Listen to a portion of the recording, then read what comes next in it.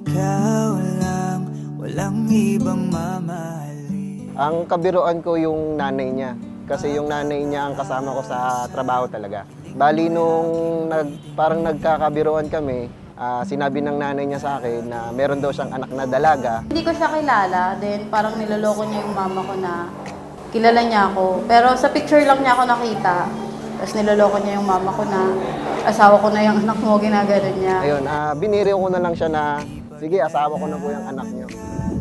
Tapos then, the next day, nagdala siya ng picture. Then niloko ko na naman. Sabi ko, ay kilala ko yan nga yung nililigawan ko. Pero hindi niya alam na hindi niya alam na hindi ko talaga kilala yung anak niya. Nung nagkita kami, sabi ko, yun na yun. O ikaw ang aking pahinga, tumagaan. Ipagpatawad mo. Nung kinanta ko yun sa kanya, may kapalit yun. After kong kantahin, kailangan kikis niya ako. Pag kinanta daw niya yung ipagpatawad mo, kailangan daw may isang kiss. Hindi yun. Kinanta naman niya, akala ko hindi niya kakantahin. Ipagpatawad mo, aking kapangahasan. Binibini ko, sana'y maintindihan.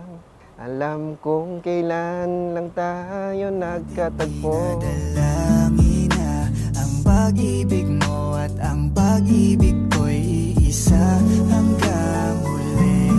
Di na masasaktan muli, tanging ikaw. Giming jubilil, pagkatandaan po, ang pinagsama ng Diyos ay huwag paghiwalayin ng tao. Kaya nga, ang bawat isa sa inyo ay nagkaroon ng personal na desisyon sapagkat kayo ay nasa tamang pag-iisip at tamang kulay. Huwag na mangamba, walang dapat ipag-alala, palaging nandito lang ako. Love, ngayong ikakasal na tayo after nitong wedding, mas marami pa tayong challenges na pagdadaanan. Sana mas matibay pa tayo, pagdaanan pa natin ng nagtutulungan. Excited na ako maging Mrs. Capacite. See you later! Love, ngayon, tinupad ko yung promise ko sa'yo. Iahatid kita sa altar, magsasama tayo habang buhay. Lagi mong tandaan, love, mahal na mahal kita at di hindi magbabago yan. Love you! Kahit anumang tampuhan, pangahawakan natin pagmamahalan.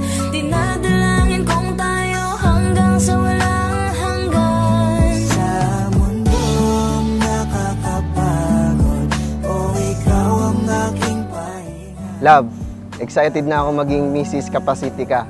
See you later. I love you. Sisilayan